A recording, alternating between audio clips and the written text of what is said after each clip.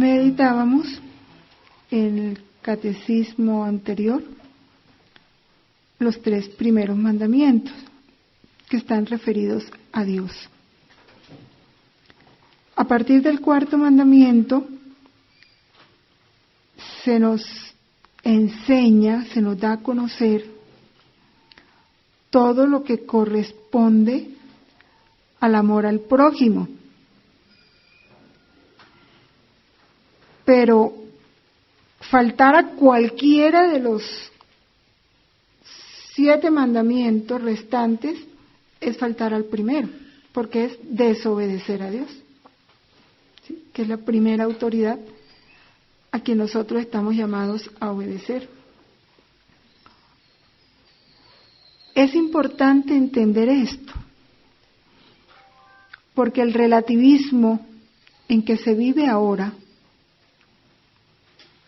de ese para mí no es pecado, para mí no es pecado, para mí no es pecado, eso es un engaño.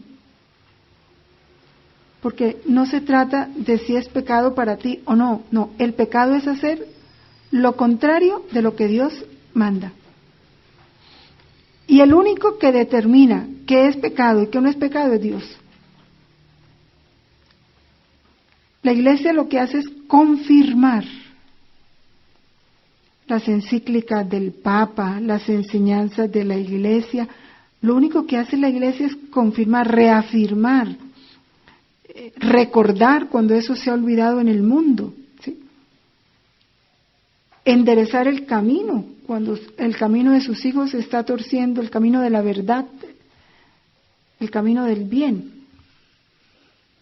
Pero el único que determina qué es pecado y qué no es pecado es Dios. Por eso cuando estudiamos los mandamientos de la Iglesia explicitan los de Dios. Nos ayudan a cumplir mejor. Lo mínimo, porque la Iglesia lo que está pidiendo es lo mínimo. Entonces este 4º mandamiento es bien importante. ¿Por qué? Porque este 4º mandamiento indica el orden de la caridad y de la piedad.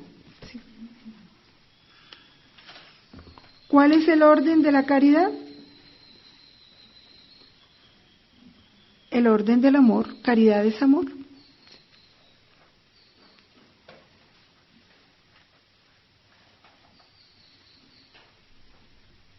Y la obediencia es la 5ª esencia del amor.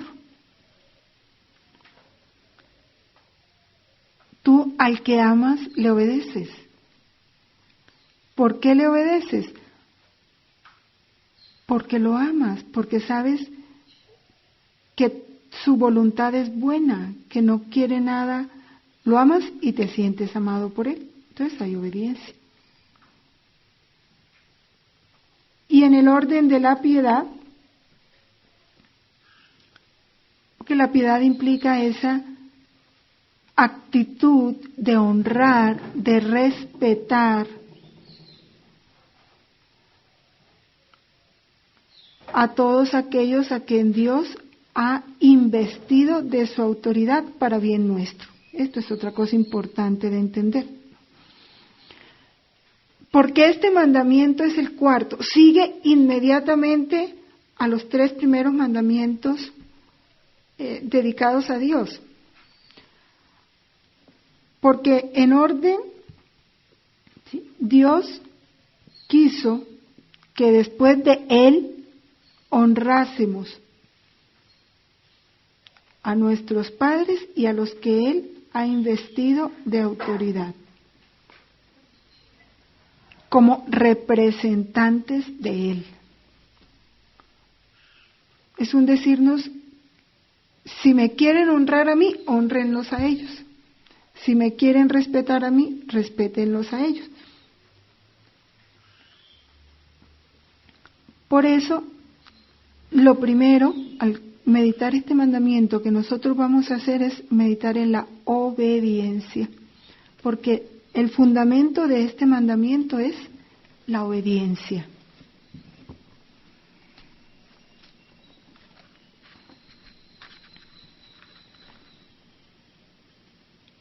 Si no hay obediencia, este mandamiento no se cumple.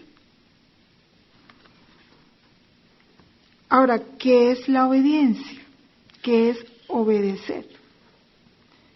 Y eso lo tenemos que entender con el corazón, porque lo puedo saber aquí, pero a la hora de practicar no lo hago. ¿Qué es obedecer? La obediencia es una virtud moral, según lo dice Santo Tomás. Hace pronta la voluntad para ejecutar los preceptos del superior.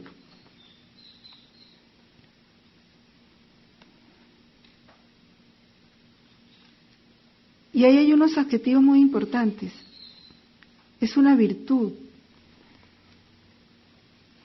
moral. Hace pronta la obediencia. Inmediata, rápida, diligente. ¿Para qué? Para ejecutar los preceptos del superior.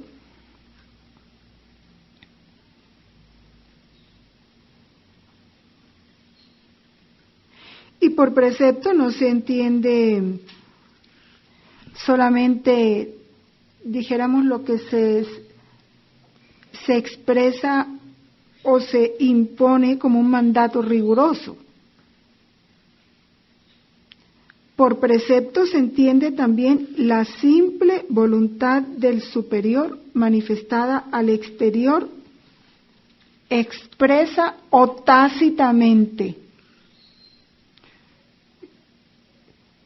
¿Sí? Es importante entender esto, la expresa voluntad del superior, la simple voluntad del superior, manifestada al exterior, en forma expresa o en forma tácita. ¿Por qué? Porque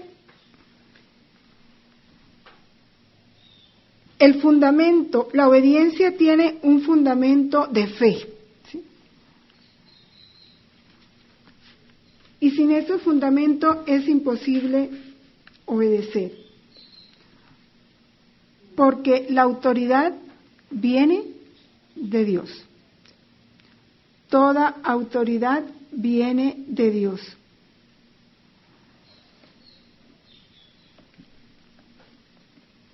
En la medida en que yo mire la autoridad como un canal a través del cual Dios me expresa su voluntad, en esa medida yo estaré pronta a obedecer lo que esa autoridad manifiesta en forma expresa o tácita, desde que eso no vaya contra el mismo Dios, ¿ya? Contra lo que Dios dispone. Desde que no sea pecado lo que Él mande, yo estoy obligado a obedecer toda autoridad, porque obedeciendo la autoridad, obedezco a Dios. Y eso mismo nos lo enseña el volumen 6 de los escritos de la Divina Voluntad de la Sierva de Dios, Luisa Picarreta, en el capítulo 90, de enero 21 de 1905, dice: quien deshonra la obediencia, deshonra a Dios.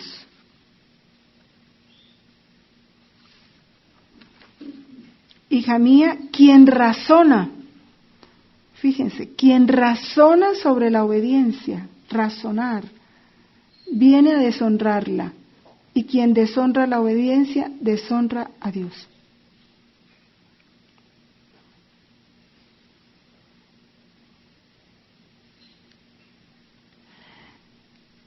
Y por eso dice en forma expresa o tácita. Porque vivir la obediencia es vivir la fe. Yo no tengo por qué ponerme a pensar si lo que dice me gusta o no me gusta, estoy de acuerdo o no estoy de acuerdo. No, desde que sea una autoridad, yo no tengo que ver eso. Lo que me ordena no ofende a Dios, así contraríe mis gustos, mis criterios, mis modos, lo hago, si es una autoridad. Eso es lo que manda el cuarto mandamiento. Claro que eso hoy está todo pisoteado, pero por eso vamos a entenderlo como Dios lo pide. Continúa explicando este teólogo Antonio Rollo Marín que no crea que solo están obligados a los preceptos del superior los religiosos o los sacerdotes o los niños o los hijos, no. Igual los mandatos de los príncipes para sus súbditos, de los padres para sus hijos, de los maridos para con sus mujeres, de los amos con sus criados, todo el que está investido de autoridad, del alcalde para sus conciudadanos, ¿sí? Las órdenes de cualquiera que tiene legítima autoridad para prescribirlas, con tal de que estos mandatos no traspasen la esfera de las cosas, no sean pecado, ¿sí? Estén en el orden, ahí se debe obedecer. Por eso es una actitud de fe, porque actuaremos así cuando asumamos la obediencia o la autoridad de ese superior como recibida directa o indirectamente de Dios. Creer en la palabra de Dios. Toda autoridad viene de Dios. Toda autoridad legítimamente constituida viene de Dios. Sea buena en su actuar o sea mala. Lo que hay que ver no es si es bueno o malo, sino que lo que ordena no esté contra la ley de Dios. Herodes no era bueno.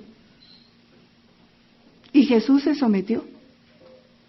Porque lo que él mandó no estaba contra la ley de Dios. Es tener claro eso. Por eso es una actitud de fe.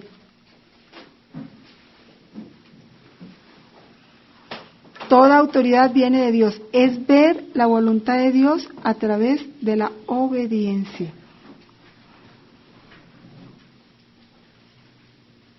Es a Dios a quien se obedece en la persona del legítimo superior, ya que toda potestad viene de Dios. Por eso San Pablo, ¿qué dice San Pablo? En Romanos capítulo 13, versículo 2. Quien resiste a la autoridad, resiste al mismo Dios.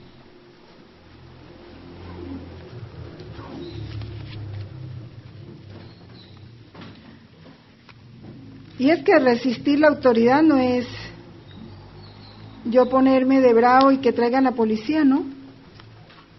Es sencillamente decir, no lo hago, no quiero, no me parece. Y evadir la obediencia.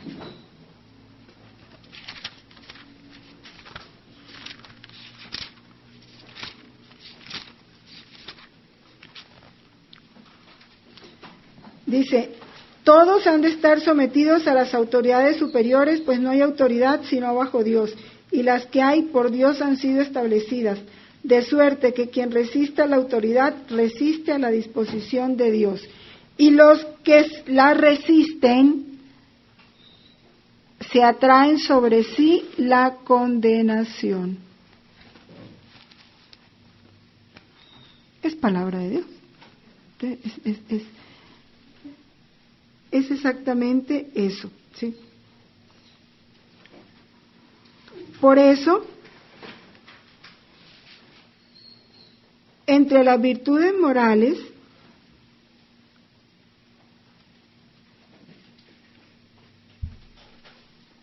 es de las, dijéramos, de más valor. ¿Por qué?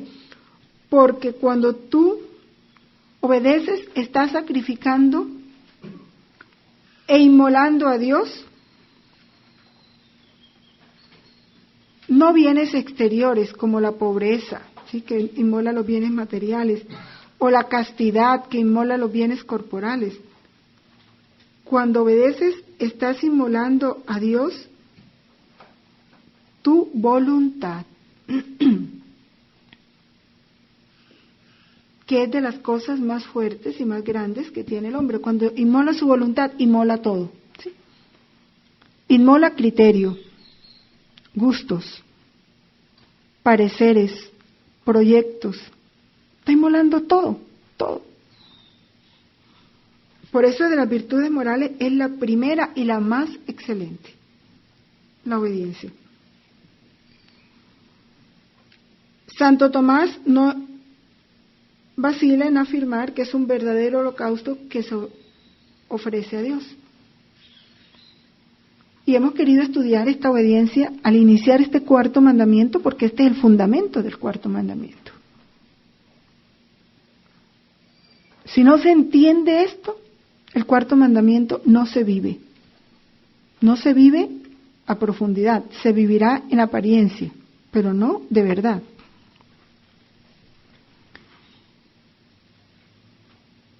¿Qué pecados? Los grados de la obediencia.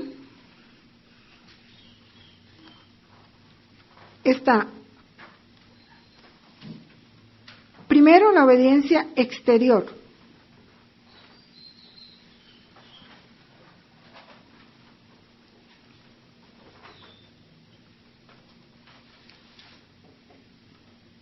El otro grado es el sometimiento interior.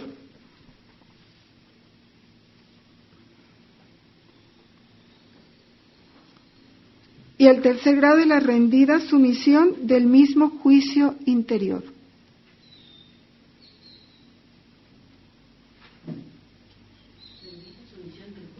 Del juicio.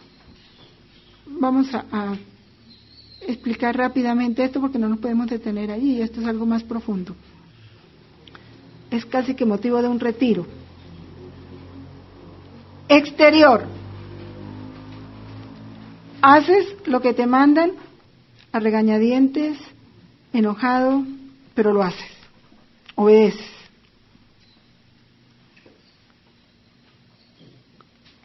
Hay un grado mejor. No te gusta lo que te mandaron, a más de hacerlo externamente, interiormente, dices, bueno, Dios lo quiere, no me gusta, pero lo voy a hacer, te lo ofrezco, Señor. Ya hay un sometimiento, sí, no, tengo que obedecer, Dios lo pide así, yo lo hago, ya. Aun cuando todavía hay en mí aquello de que eso no debió ser así, hubiera sido más perfecto esto. ¿Sí? Todavía yo empiezo a poner, a comparar, a juzgar un poco, ¿sí? Está bien, no está bien, pero Señor, por ti yo lo voy a hacer. Pero todavía tu juicio está en contra, ¿sí?, del juicio del que manda. Pero te sometes exterior e interiormente, no te criticas, no, ya. Pero la obediencia más perfecta es cuando hay una rendida sumisión del mismo juicio interior. No, es que si Dios me lo dice así, es así porque Dios es perfecto, así yo no lo entienda, ¿ya? Y abrazas con amor esa disposición. Y en este tercer grado no hay ni que hacer esfuerzo por obedecer, porque es el gozo de obedecer, porque Dios lo quiere así y lo que Dios quiere es perfecto. ¿Ya?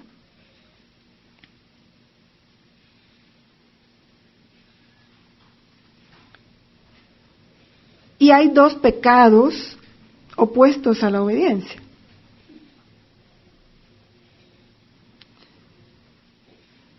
Uno por exceso y otro por defecto. Cuando se peca por exceso es lo que se llama servilismo.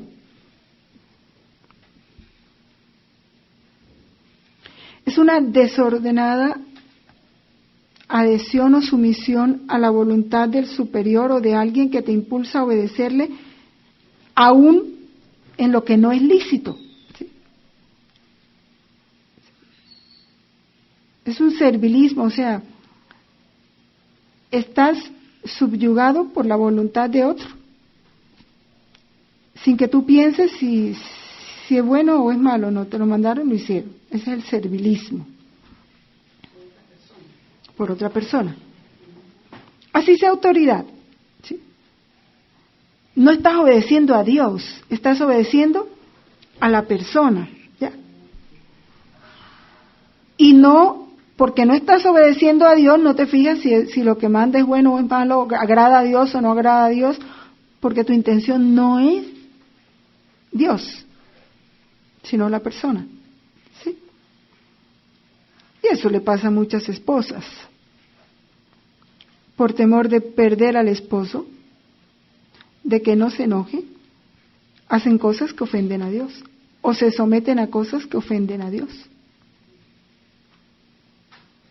Y ahí no hay una obediencia, hay un servilismo. Porque la meta de la obediencia es Dios.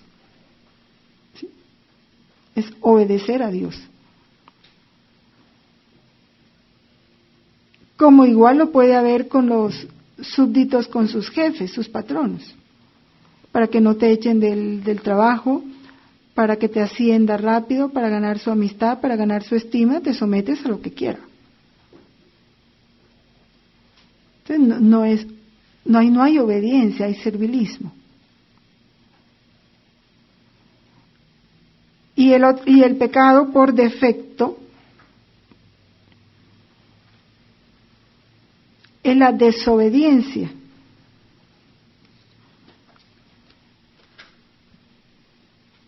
Que puede haber una desobediencia material cuando tú no haces lo que te mandan.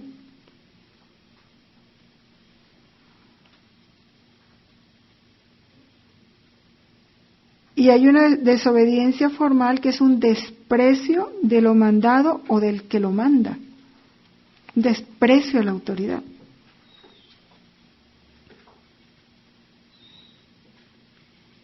Cuando la voluntad se niega a obedecer porque está mandado. Sí, es un desprecio a la obediencia.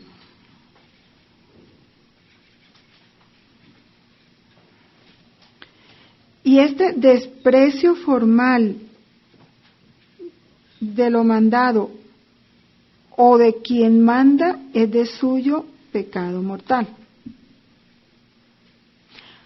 La parvedad de materia, o sea, se aminora cuando lo que se desprecia la orden es de poca monta o cuando no hay suficiente conocimiento.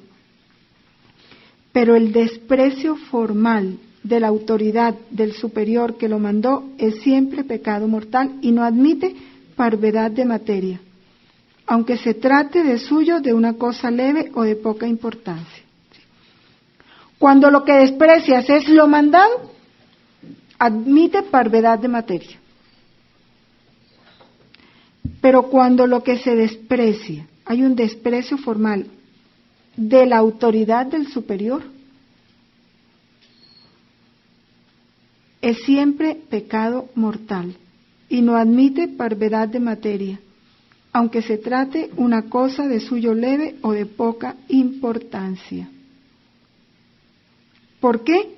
Por la grave injuria que se hace a la autoridad legítima, despreciándola precisamente en cuanto tal, ya que toda autoridad legítima viene de Dios y a Él representa.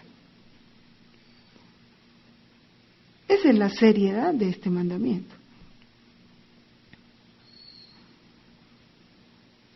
Por eso dice San Pablo, lo dice en Romanos 13:2, ya lo habíamos leído, quien resiste a la autoridad resiste a la disposición de Dios, y los que se resisten se atraen sobre sí la condenación.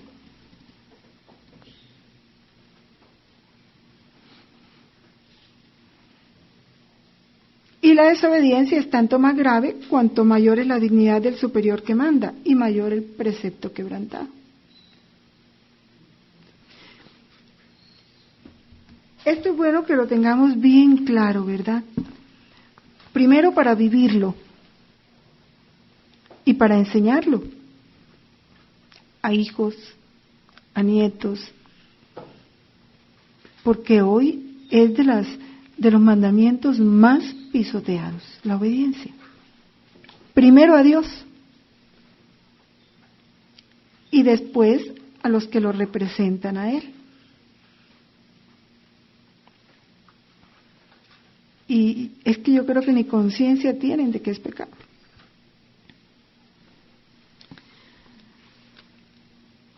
Vamos a leer algunos capítulos que precisamente nos hablan de eso,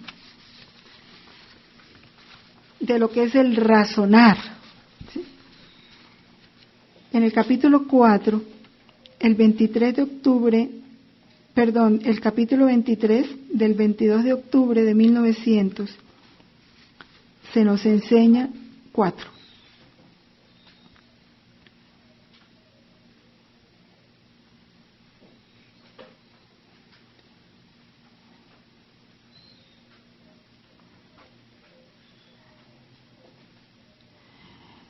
Ella había recibido una orden y se estaba resistiendo, ¿no? Entonces dice, cuando ya cumple la orden, he aquí satisfecha la señora obediencia, que había empezado a fruncir el ceño, a dar lamentos y a regañar, parece que esta bendita señora no quiere en ningún modo adaptarse a la razón humana. No quiere investirse de ninguna circunstancia. Es más, parece que no tiene razón. Y en verdad es un martirio tener que ver con alguien que no tiene razón.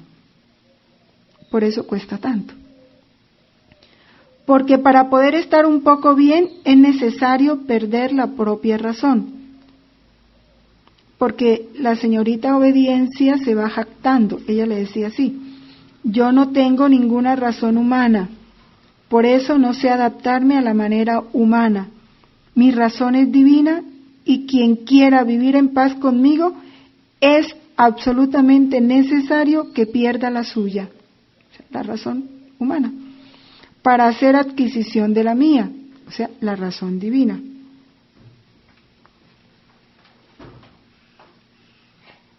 Y esto hay que enseñárselo a los niños, por eso los papás que tienen claro esto no le dan explicaciones. ¿Y por qué no puedo ir? Porque no quiero. No hay razones. Los papás no tienen por qué darle todas las razones a un hijo. Habrá cosas que no se las podrán explicar. Eso hay que enseñarse. La obediencia. Habrá momentos en que le explicas para que ayudarlo, ¿verdad?, a asumir. Pero habrá momentos en que o no se las puedes explicar o no tiene razones. Sencillamente el corazón te dice que no. No, es que no quiero que vayas. Eso debe ser suficiente para un niño, para un hijo, para ajustarse. Si han aprendido lo que es la obediencia. Porque digo, es una virtud que está fundamentada en la fe. En la fe. Si no se cultiva la fe, entonces se toma desde el modo de vista humano. ¿Sí? Y si lo que me dices no me parece, pues yo no lo hago. Si no me parece. Por eso tiene su base en Dios. O sea, toda autoridad legítimamente constituida viene de Dios. Y eso tienen que hacer. Entonces, todo padre de familia es una autoridad legítimamente constituida, es una iglesia doméstica. Son canales purísimos de la voluntad de Dios para sus hijos. Pero eso lo tiene, ¿quién se lo va a enseñar a los niños? Los papás. Si los papás no lo tienen claro, no se lo van a poder transmitir. Es tenerlo claro. Igual, todo el que tenga a cargo inferiores, enseñarles esta parte. Y ir ayudándoles a morir a los razonamientos humanos.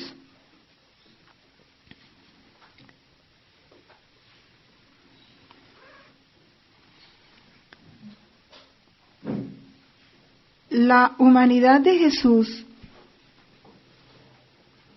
fue hecha expresamente para obedecer y para destruir la obediencia. Ya no quieres ni holocaustos ni sacrificios. Me has dado un cuerpo. Por eso, heme aquí, oh Padre, que vengo a hacer tu voluntad. Por eso se sometió a todas las etapas que vive el hombre y a todas las circunstancias que el Padre, a través de las autoridades legítimamente constituidas en su tiempo, le hizo vivir, aún las más injustas, como fue irse para Egipto con su mamá, huyendo a un tirano que sin ninguna razón buscaba para matarle.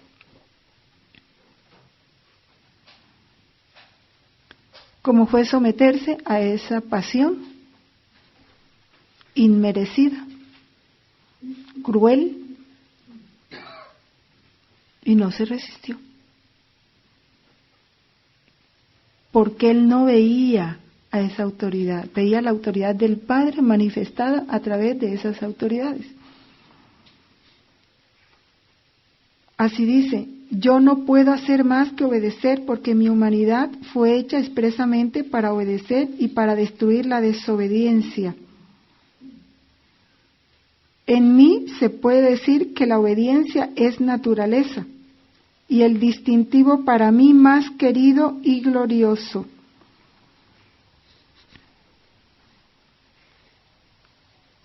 Que si mi humanidad no tuviera esto como propio, la aborrecería y jamás me habría unido con ella. Entonces, ¿quieres tú desobedecer? Puedes hacerlo, pero lo harás tú, no yo. Porque su distintivo es la obediencia. Esto es del volumen 4, capítulo 45, de enero 5 de 1901.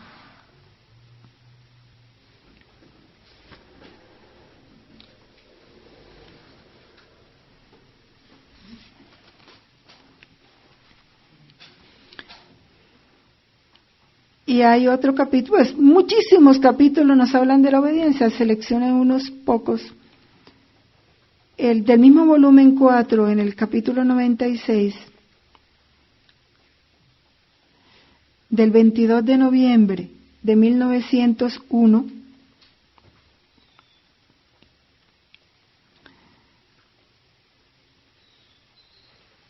nos habla de los peligros del yo, ¿no? Porque ¿cuál es el motor de la obediencia o de la desobediencia? El yo, la voluntad humana. Dice, hija mía, cuando un alma hace en todo la voluntad de otra, se dice que tiene confianza en aquella. Hay que ver a una persona enamorada. Más complaciente para dónde, ¿verdad? Todo lo que el otro diga, todo le gusta. Por eso vive del querer de la otra y no del suyo.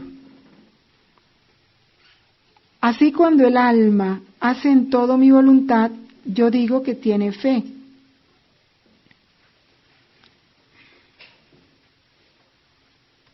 Así que la voluntad divina y la fe son ramas producidas de un solo tronco. Es el fundamento de la obediencia. Y como la fe es simple, la fe y la voluntad de Dios producen la tercera rama de la simplicidad. El alma que tiene la fe y amor a la voluntad de Dios Su vida se simplifica. María, lo que lo pongan a hacer, donde la pongan, lo que le pase, lo que le toque, porque se vuelve como una plumita así, al soplo de Dios, ¿no? La sopló para allá se va, de allá la devuelven para acá. Se simplifica todo su interior y en consecuencia todo su exterior. Así el alma readquiere en todo las características de la paloma. ¿No quiere entonces tú ser mi paloma? Y luego añade otra cosa bien importante. Las perlas, el oro, las gemas, las cosas más preciosas se tienen bien custodiadas, dentro de algún cofre y con doble llave. ¿Por qué temes tú si te tengo bien custodiada en el cofre de la santa obediencia? El mayor temor de ella era salirse de la voluntad de Dios. Y le manifestaba constantemente ese temor a Jesús. Y él le dice, ¿por qué temes si yo te tengo bien custodiada con el cofre de la santa obediencia? Custodia segurísima, donde no una, sino 2 llaves tienen bien cerrada la puerta para tener prohibido el ingreso a cualquier ladrón y aún a la sombra de cualquier defecto. Solo el yo lleva las marcas de todas las ruinas, pero sin el yo todo es seguridad. ¿Y quién destruye el yo? La obediencia. La obediencia. Porque cuando uno somete su voluntad, y al someter su voluntad somete, como ya decíamos, criterios, gustos, juicios, pareceres, razonamientos, todo, ya está entregando bajo esa custodia de la obediencia todos sus tesoros interiores. Y Dios, a través de esa obediencia, te los va a conservar. Pero sin razonamientos, ¿no? Entonces ya con esta base me parece a mí importantísimo que nosotros pusiéramos en este 4º mandamiento tener claro el concepto de lo que es obediencia. Entonces pasemos a estudiar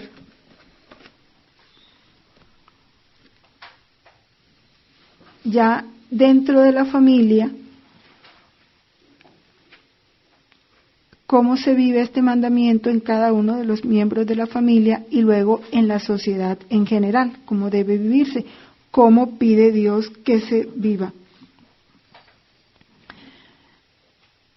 Quiero insistir en esta frase que a mí me parece clave porque es el fundamento. Estamos, lo dice el Catecismo en el numeral 2197, estamos obligados, no es si quiero o si no quiero, si me gusta o si no me gusta, si me parece o si no me parece, no, estamos obligados a honrar y respetar a todos los que Dios, para nuestro bien, eso es bien importante, para nuestro bien, ha investido de su autoridad.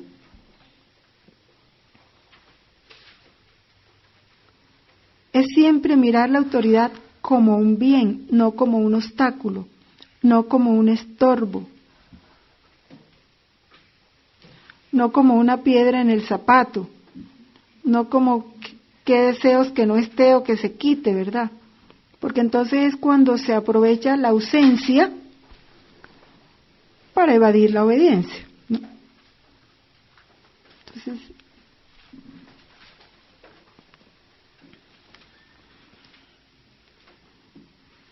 Entonces este mandamiento va referido a los deberes de padres, de hijos, de los esposos entre sí, autoridades políticas, religiosas, civiles y todos los que tenemos que estar sometidos a ello. Vamos a empezar por los deberes de los esposos, porque ahí está la raíz de todo lo demás, en la familia, ¿no?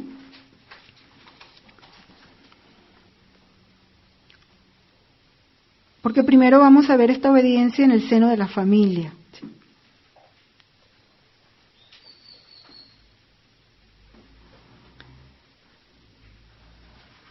Y para entrar a ver esta obediencia en el seno de la familia, vamos a meditar un poquito lo que dice el numeral 2201.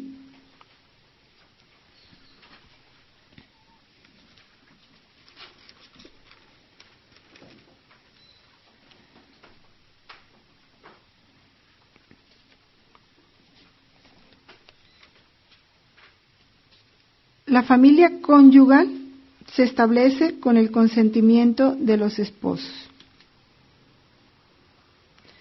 El matrimonio y la familia están ordenados al bien de los esposos, al bien, a la procreación y educación de los hijos.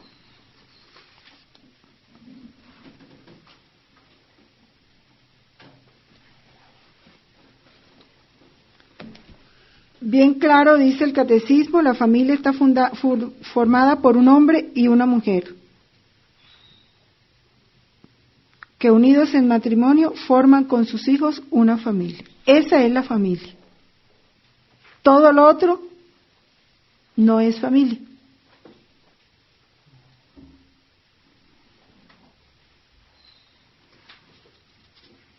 La familia la instituyó Dios.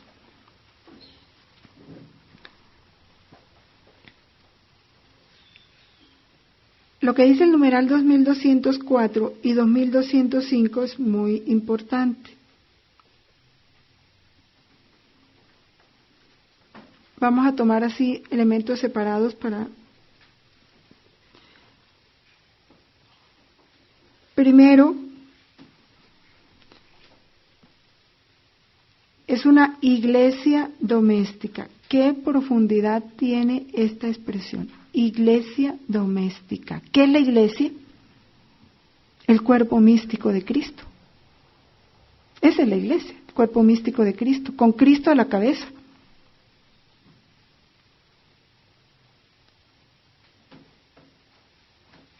Y todos los miembros de la iglesia son miembros de Cristo, son Cristo. Si la familia es una iglesia doméstica,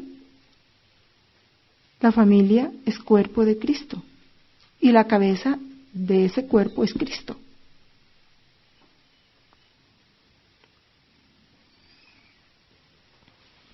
Por eso es una comunidad, primero, de fe.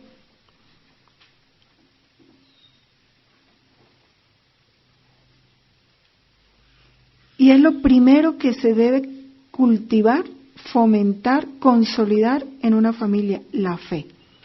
La familia donde no hay fe se destruye. ¿Por qué está el mundo como está? Porque no hay fe. La familia no se fundamenta en la fe. Y como no está fundamentada en la fe, pues no puede establecerse como familia. La esperanza, o sea, la seguridad de las promesas de Dios, el apoyo en las promesas de Dios, en la veracidad y la fuerza de su palabra. Y es una comunidad de amor, de caridad. Pero cuando se habla de caridad, ese amor es a Dios. Y en la medida en que se ame a Dios, ese amor se desbordará en cada uno de los miembros de unos para con los otros. Porque cuando no hay amor a Dios, hay egoísmo.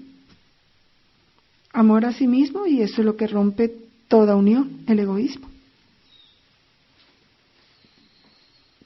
Porque quien mantiene la unión es Dios.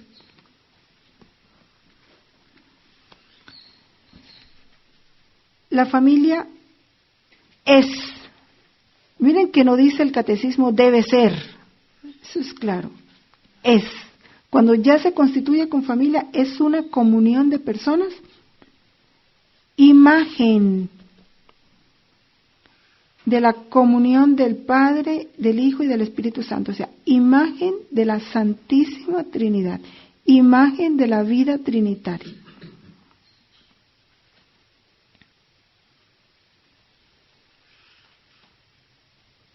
Es imagen. ¿Qué es lo que pasa?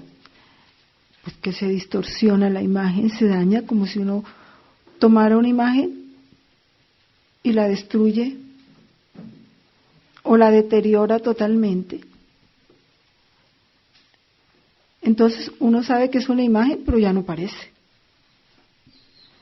Ya no parece lo que fue. ¿Sí? Porque no se le cuidó, porque no se le conservó, porque se le deterioró, se le deformó totalmente. Pero lo que se establece en el matrimonio es eso. Una imagen de la Trinidad. La familia es eso en la tierra, una imagen de la Trinidad, del amor trinitario, de la unión trinitaria. Su actividad procreadora, tener los hijos, reflejo de esa obra creadora de Dios. Es un reflejo. ¿Quién es el que crea? Dios. ¿Quién crea las almas en el momento de la concepción? Dios.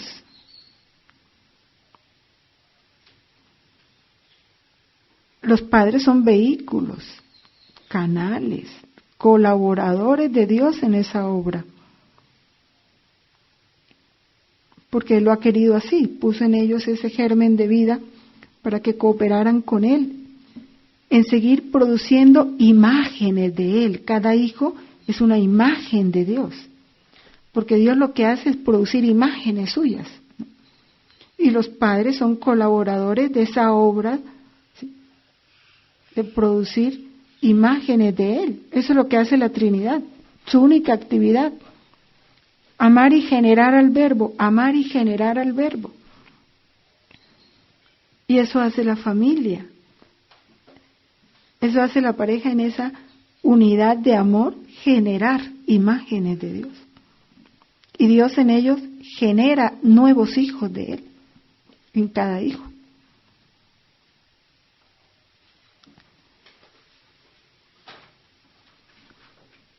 Con esta misión de la familia, como iglesia doméstica, pues va a participar necesariamente, eso tiene que brotar la oración, pues son imágenes de la Trinidad y en Dios está la fuerza, pues la comunicación con Dios tiene que volverse algo natural en la familia. La lectura de la palabra, para poder aprender a obedecer a Dios. ¿Cómo le vamos a obedecer si no sabemos qué es lo que Dios pide o manda? Si no se conoce su voluntad expresada en su palabra. Entonces la lectura de la palabra es importante dentro de la familia porque es lo que va a fortalecer esa unión con Dios primero y la unión entre ellos.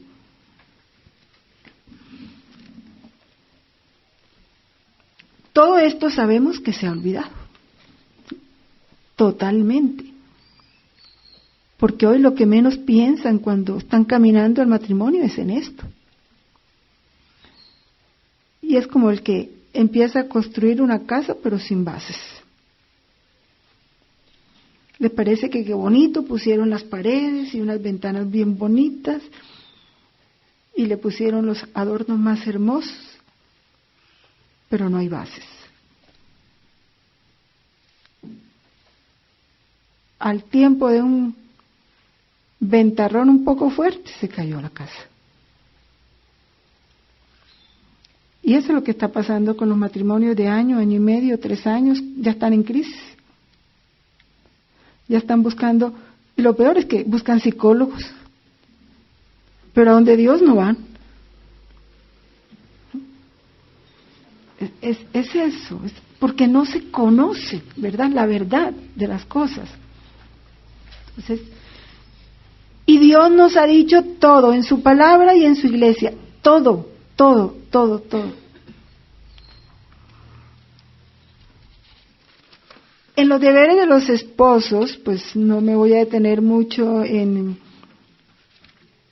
cosas que ya se vieron en el sacramento del matrimonio, cuando estudiamos el sacramento del matrimonio, pero hay algunas cosas que hacen relación a esta obediencia.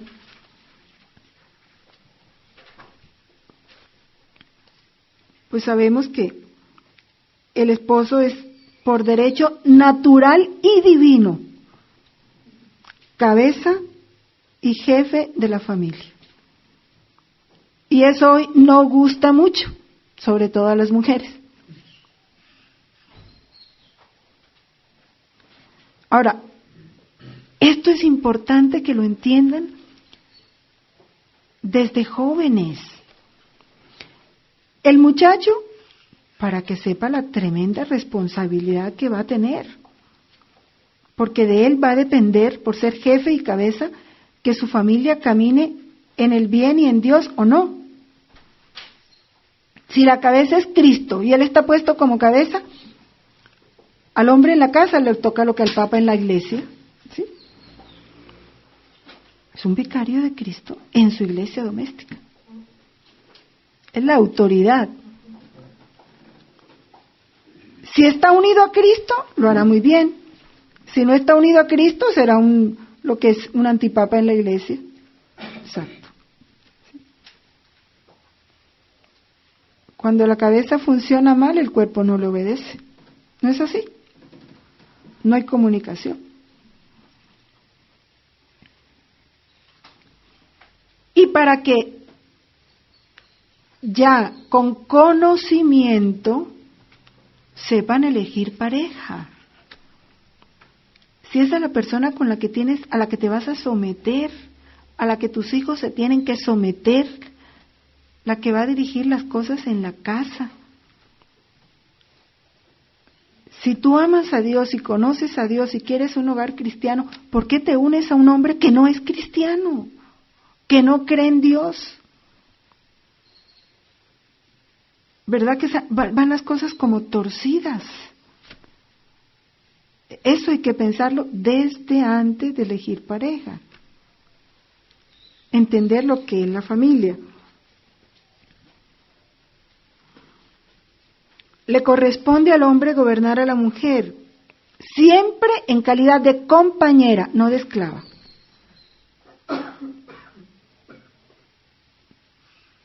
Porque lo dice la palabra, ¿sí? Que ama a tu esposa como Cristo ama a su iglesia. Cristo gobierna a su iglesia, dirige a su iglesia para el bien, para embellecerla, para santificarla. Y así debe gobernar el hombre a su familia, a su mujer, para embellecerla en cuerpo y en alma, para santificarla. El matrimonio es caminar juntos a la santidad, no como esclava. Porque muchos hombres se basan en esto para mantener a la mujer como esclava, tampoco. Es como Cristo ama a su iglesia. Prestarle ayuda y protección para que pueda desempeñar cristianamente sus funciones de esposa, de madre y de dueña de hogar.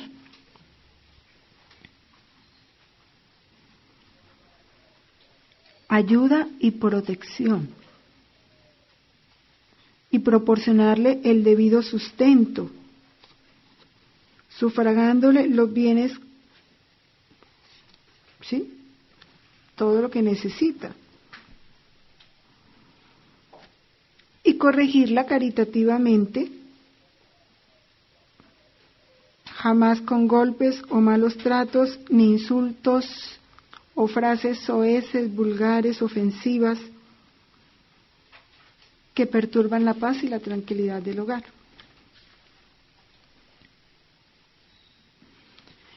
El hombre que trata a su mujer con dureza, como si fuera una esclava o la obliga, a trabajos impropios de su condición y sexo, peca gravemente.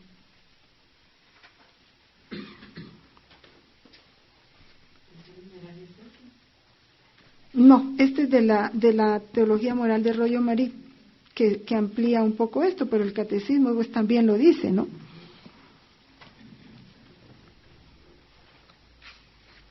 Si lo obliga a trabajos impropios o le impide el cumplimiento de sus deberes religiosos, gravísimo pecado.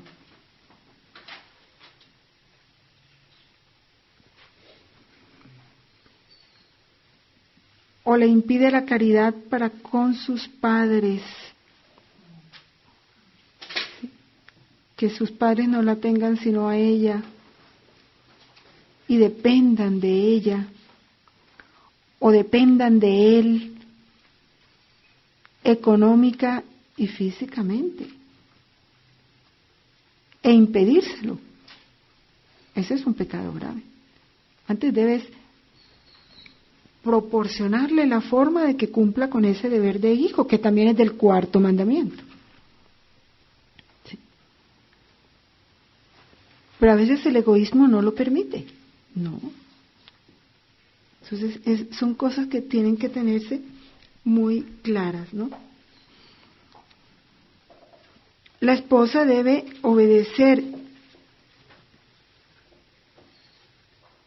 y de igual manera como el esposo reverencia a su esposa como Cristo a su iglesia, también reverenciar a su marido como jefe y cabeza de la familia.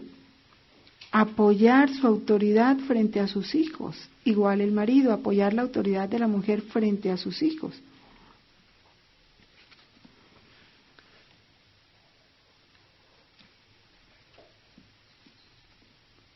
La mujer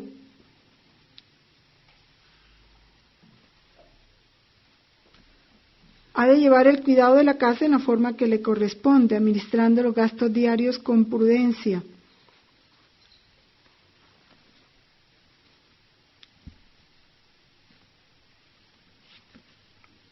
Accidentalmente, esto es bien importante, estaría la mujer obligada a alimentar a su marido con sus bienes propios, si por enfermedad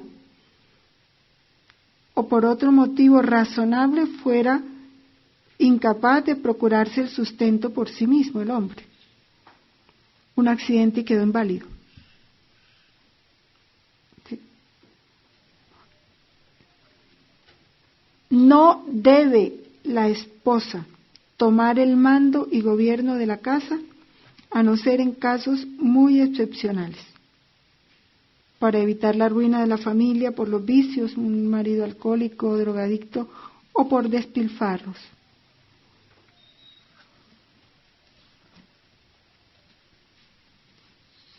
La encíclica Casti Connubii y 40º Anno dice algo muy importante que no se ha tenido en cuenta.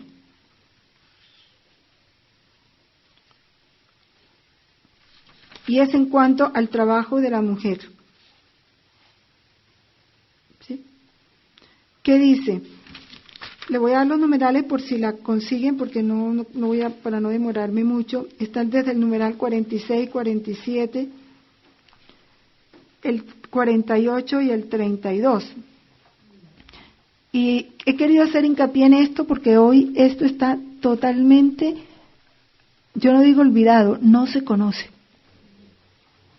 La Casti Connubii y 40º Anno habla de esto.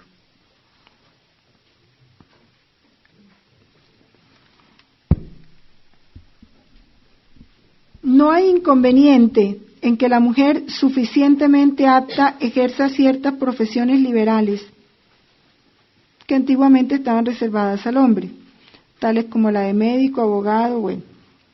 Sobre todo si pueden ejercitarse en el propio hogar, al que hay que atender siempre en primer término.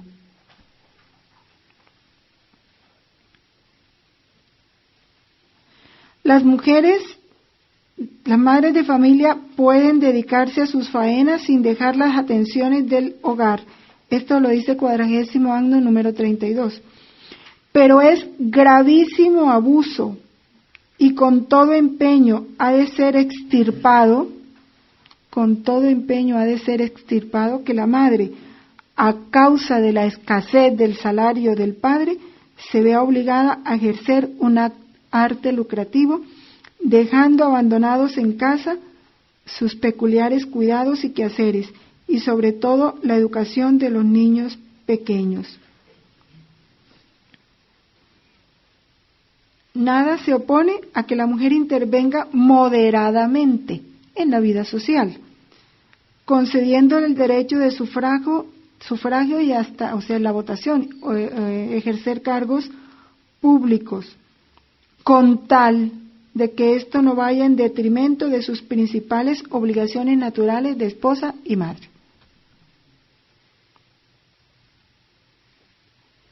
Pero no es que te vas a las 7 de la mañana, regresas a las 8 de la noche y todo el día el niño pasa con una muchacha. Eso es pecado. Cuando no hay causa razonable. Solo porque hoy el mundo dice que el sueldo del hombre no alcanza. Lo dice el mundo, no Dios. Porque Dios lo que te está diciendo es, mi providencia para tu bien quiere que te ajustes a este salario. A este. Al que yo le doy a tu esposo, porque el que lo da es Dios. Porque tienes niños pequeños y tienes que atenderlos. ¿Cómo cumple una madre sus deberes de madre en esa forma? ¿Cómo? ¿Llamando por teléfono, dándole al niño un celular para saber dónde anda? No. Así no se cumplen los deberes de madre. ¿Por qué? Porque la educación de los hijos lo que más requiere es vigilancia, atención, observación. ¿Cómo llegó el niño al colegio? No sabes. Él te puede decir una cosa, otra cosa fue lo que le pasó. ¿Con quién anda? ¿Qué hace? ¿Quién lo llama? ¿Qué programas ve? No te enteras. Y la gracia de Estado se la da Dios a los padres, no a la muchacha del servicio, ni a la suegra, ni a la abuela. A los papás. Ellos apoyan secundariamente. Son un apoyo secundario. Pero el canal principal son los padres. Y Dios hizo las cosas perfectas. Al hombre, no le dijo a la mujer, ganarás el sustento con el sudor de tu frente. Eso no se lo dijo a la mujer. ¿A quién se lo dijo? Al hombre. Esa es la voluntad de Dios.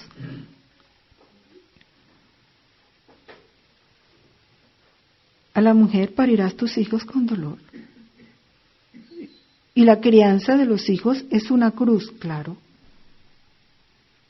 Porque te toca hacer de verdugo, matar la voluntad humana, para enseñarles a obedecer. Vienen con una voluntad muy torcida. A ti te toca enderezarla. Y eso no es fácil. Porque la corrección no es grata, dice la palabra de Dios.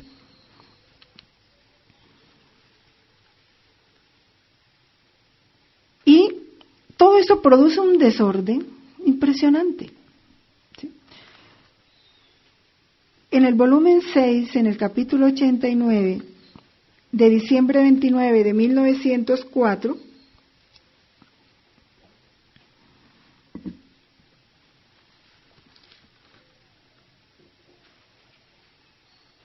nos da la explicación de esto. Hoy todo el mundo se queja de la juventud. ¿Sí? ¿Pero por qué la juventud llegó allá? Rebeldes. Léanse el primer capítulo de los Romanos, la carta a los Romanos. No quieren obedecer. Hay niños que a los 6, 7 años está diciendo a la mamá, yo no puedo con este muchacho, ¿qué hago? No pueden con un muchacho de 6, 7 años, se les salió de las manos.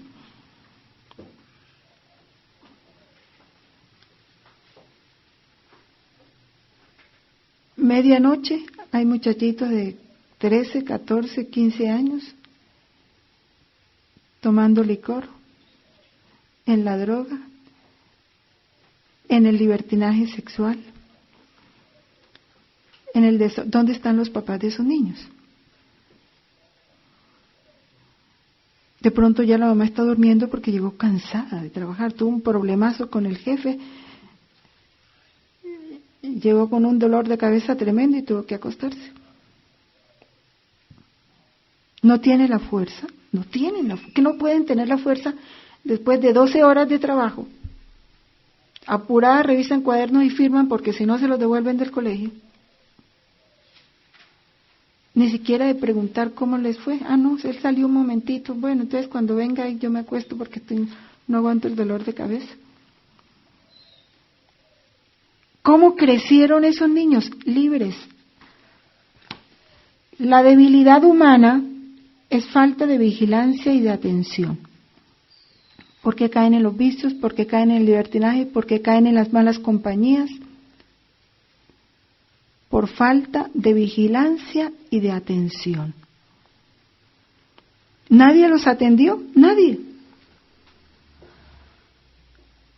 Porque una muchacha a quien tú le pagas un salario primero no tiene las gracias de Estado. Ahí ya tienen un vacío muy grande. Y segundo, ni tiene la fuerza, ni tiene el amor para sacrificarse por esos niños. Hace lo más fácil. ¿Ya? Con tal de que no la molesten y ella pueda hacer lo que quiera, que vea el programa que quiera. Los pone a ver televisión y que se entretengan ahí. Y tampoco tiene la educación ni los valores para transmitirle eso. ¿Quién es el llamado a transmitir la fe? Las virtudes. ¿Quién? Los padres. El hogar tiene que ser una escuela de virtudes. Pero ¿qué escuela de virtudes va a ser si los que están llamados a comunicar las virtudes no pasan en casa? Si la madre tiene un trabajo, un puesto ejecutivo, tiene que viajar. Y dura 2, 3 días fuera de casa. ¿Y qué hacen los hijos en ese tiempo? Entonces les parece que con que estén sanos físicamente y tengan todo lo necesario, ya, están bien. Hija mía, lo que se dice debilidad humana, la más de las veces es falta de vigilancia y de atención de quien es cabeza, es decir, padres y superiores. Porque la criatura, cuando es vigilada y observada y no se da la libertad que quiere, la debilidad, y todos nacemos con debilidades, unos con tendencia a la pereza, otros al desorden, ¿sí? Por la misma pereza. Todos nacemos con tendencias que necesitan ser corregidas, ¿sí? Eso le llaman debilidades de nuestra voluntad hacia algo. La debilidad, no teniendo su alimento, el secundar la debilidad es alimento para empeorar en la debilidad, ¿no? Pero cuando por la vigilancia y la observación no se le deja alimentar esa debilidad, por sí misma se destruye.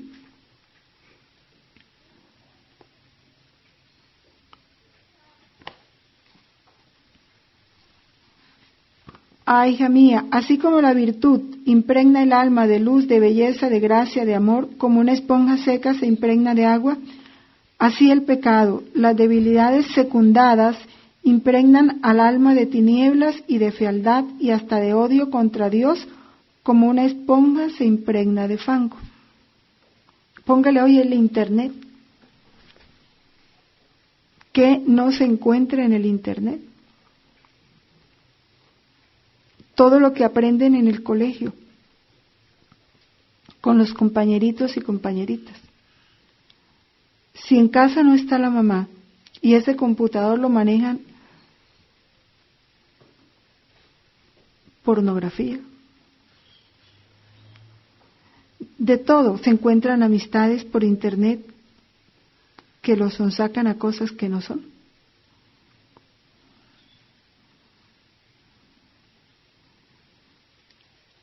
En estos días me contaban que llegó un niño de 9 años. Papá, hemos decidido con el grupo de amigos reunirnos todos los viernes para hablar de nuestras cosas. 9 años. Si no hay esa vigilancia, los viernes se va. ¿Y qué están hablando? ¿Qué están haciendo? Entonces eso es bien importante y eso es porque los padres tendrán que darle cuenta a Dios, ¿sí? Entonces, el hombre, entre los deberes de esposos, el hombre sabe que él tiene que llevar el sustento a la casa y la madre cuidar a sus hijos, educarlos. Y los dos apoyados, darle a sus hijos la fe, las virtudes y enseñárselas a ejercitarlas.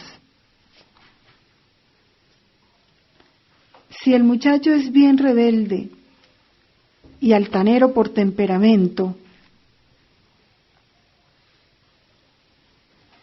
y se le revela a quien las dejaste a su cargo y no le obedece y la insulta y la humilla, ¿quién le corrige? Si no hay en casa ni papá ni mamá, ¿quién le corrige? Es una debilidad que va alimentándose y mañana o pasado va a ser un irrespetuoso. Porque no se le corrigió a tiempo.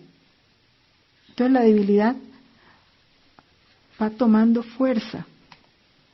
Entonces, el hombre debe proporcionarle a la mujer toda la ayuda y el apoyo necesario para que cumpla bien sus deberes como madre, como esposa, como administradora del hogar. Pero hoy nadie quiere ni siquiera estar en el punto medio económico, ya todo el mundo quiere ser de lo alto. Y entonces tienen que trabajar los dos y en qué afanes pues para ganar el dinero, Dios dinero.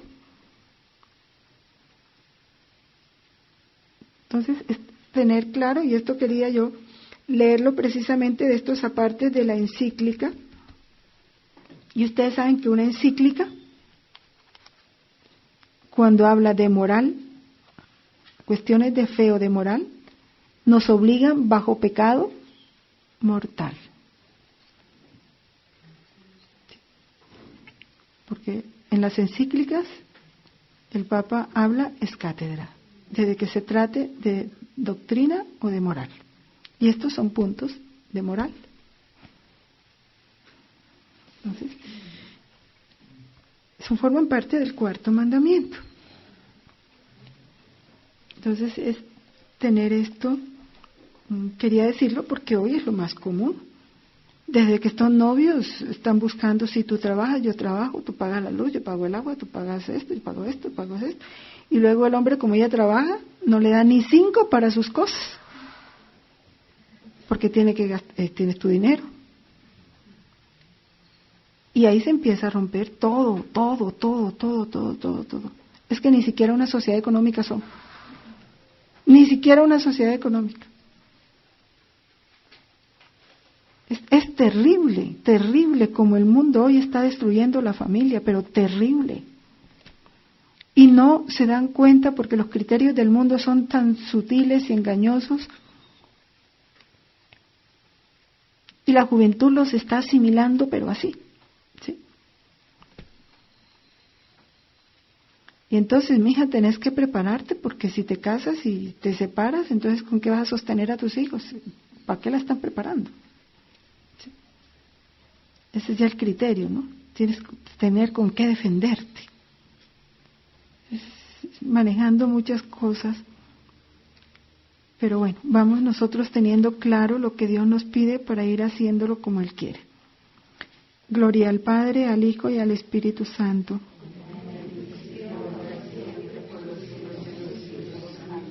En nombre del Padre, del Hijo y del Espíritu Santo. Amén. Un descanso para que continuemos.